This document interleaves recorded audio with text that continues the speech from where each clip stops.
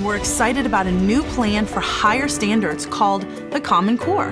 Common Core is about learning to apply knowledge and critical thinking, not just testing rote memorization. The new standards will be challenging, but students will learn more.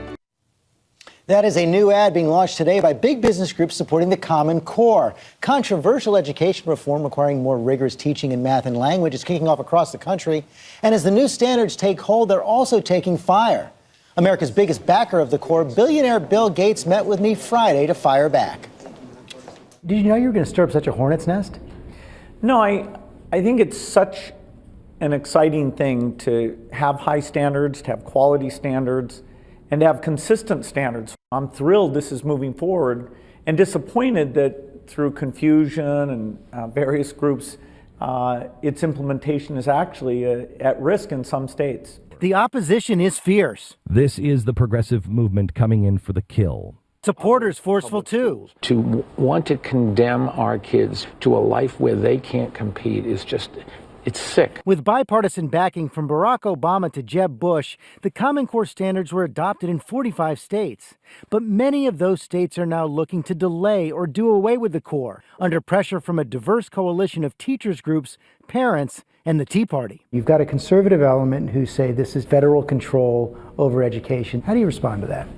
Well, the Common Core is not a curriculum. It doesn't tell you how to teach. It's not a federal takeover. Nobody's pushing that. Tea Party is convinced it is. Well, but then we need to get the facts out. I mean, if they want the Congress to pass a bill saying they'll never tell us what to do, that's fine. But you've got the head of the NEA saying the rollout's been completely botched. The head of the AFT, Randy Weingarten, said, boy, if the rollout of healthcare.gov is nothing compared to the rollout of Common Core. And these are your supporters who say that this is just not working the way it's supposed to work.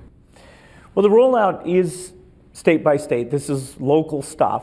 And in some locations, they have a legitimate point. That's a very different question than saying we shouldn't move towards the Common Core. Take New York.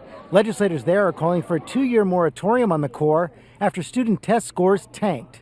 Only a third of the elementary and middle school students passed. That created a lot of horror on the part of parents.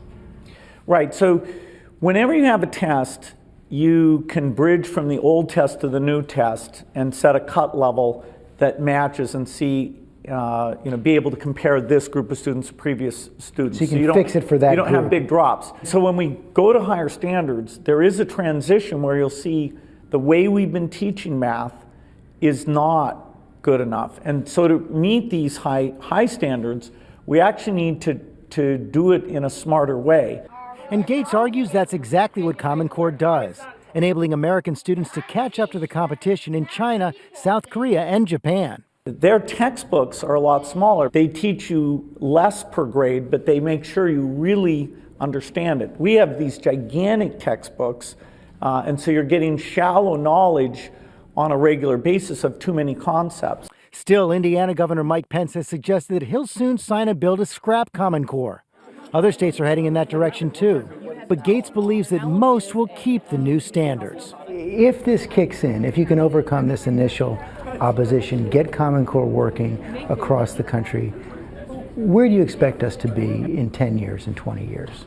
I believe 10 years from now, kids' confidence in math, kids' scores in math can be improved a lot, where you feel like, yes, I get this, I'm not discouraged. It is so important, and these standards are the foundation for that. I think this is going to be a big win for education. And you can see more of our interview at abcnews.com/thisweek.